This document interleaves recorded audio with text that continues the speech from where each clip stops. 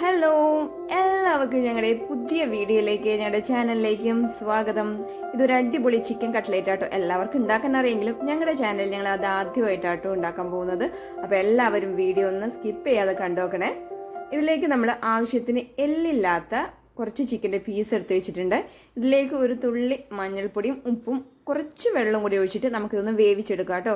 വേവായി വന്നതിന് ശേഷം നമ്മളിതൊന്ന് മിക്സിയുടെ ജാറിലിട്ടിട്ട് ഒന്ന് പൊടിച്ചെടുക്കാം. ഇതിലേക്ക് കൈ വെച്ചിട്ട് പൊടിച്ചെടുത്താലും മതിയാകും. അത് നമുക്കിതൊന്ന് മാറ്റി വയ്ക്കാം കേട്ടോ. കൂടെ നമ്മൾ ഉരുളക്കിഴങ്ങും കൂടെ വേവിച്ച് വെച്ചിട്ടുണ്ട്.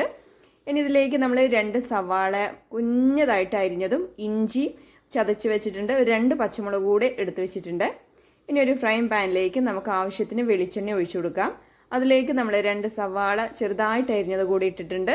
അതിന് കൂടെ ഇഞ്ചിയും പച്ചമുളകും കൂടെ ഇട്ടു.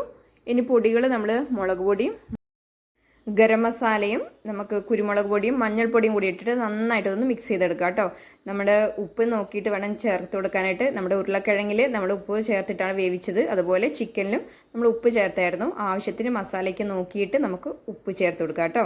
ഇതിൻ്റെ ചൂടൊക്കെ ആറിയതിന് ശേഷം നമുക്കിതൊന്ന് നമ്മുടെ കൈ വെച്ചിട്ട് ഷേപ്പ് ചെയ്ത് കൊടുക്കാം കേട്ടോ. ഷേപ്പ് ചെയ്തിട്ട് നമുക്ക് മുട്ടയിൽ മുക്കിയിട്ട് നമ്മുടെ ബ്രെഡ് പൊടിയിൽ കൂടെ കോട്ട് ചെയ്തിട്ട് നമ്മുടെ ചൂടായ എണ്ണയിൽ ഇട്ടിട്ട് നമുക്കിതൊന്ന് ഫ്രൈ ചെയ്തെടുക്കാം. അപ്പോൾ നല്ല അടിപൊളി ടേസ്റ്റി ആയിട്ടുള്ള നമ്മുടെ ചിക്കൻ കട്ട്ലേറ്റ് ഇത് റെഡി ആയിട്ടുണ്ട് കേട്ടോ.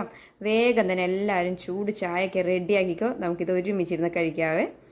അപ്പോൾ ഇതേ അടുത്ത വീഡിയോ ആയിട്ട് നമുക്ക് കാണാം. Okay, by. സബ്സ്ക്രൈബ് ചെയ്യാൻ മറക്കരുത് കേട്ടോ.